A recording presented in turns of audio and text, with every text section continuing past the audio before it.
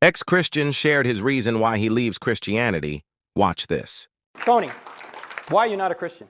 I'm not a Christian. Well, I was a Christian at one time, but I ceased to be a Christian after I began reading the Old Testament, and it occurred to me that, for example, the witch example, if somebody told me they saw a witch, I wouldn't believe it, but when I read it in the Bible, suddenly I was compelled to believe it.